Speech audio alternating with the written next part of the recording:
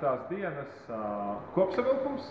Šodien bija nenormāli super interesanta diena, viss par kosmosu, viss par visumu. No rīta mēs sākām ar ļoti detalizētu un interesantu lekciju par to, no kā sastāv kosmos, kādas struktūras tur ir, kādi attālumi tur ir, kā to visu mēra. Tieši tas, kas ir vajadzīgs tieši vidusskolas kursa atsvaidzināšanai. Un beigās mēs nonācām līdz tam, kas tad ir tie galvenie izaicinājumi, kas vēl ir palikuši par tumšo enerģiju, par tumšo matēriju un kā tos varētu pētīt, un kā tos varētu pētīt arī CERNs. Un pēc tam dienas otrajā pusē, tad jau mēs gājām un paši arī skatījāmies. Pirmais mēs sākām skatīties par antiprotonu decelerator. Tātad ierīce, kas samazina antiprotonu ātrumu un pēc tam veido antimatēriju, ja zinātniski sakot, antiūdeņraža atomus. Un izrādās, tie ir tie paši, par kuriem runā arī grāmatā Eņģeļi un dēmoni.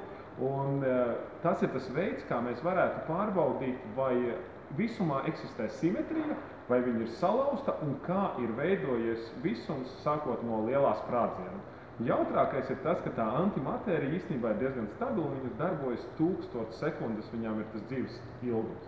Un tad dienas beigās tad mēs braucām uz NASA, kopā ar NASA veidotu detektoru AMS KOCC, tas ir alfa magnetiskais spektrometrs, kurā mēs redzējām, kā vada sensoru, kurš ir Starptautiskajā kosmosa stacijā. Tā darba tas kontrols centrs bija ļoti līdzīgs tā, kā jūs šeit aizmugurē redzat.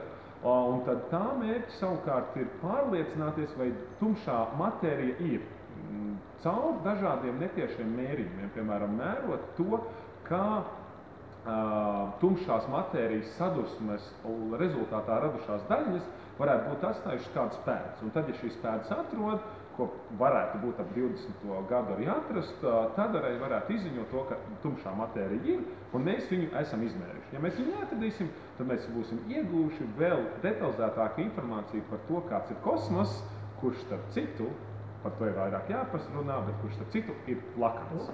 Paldies!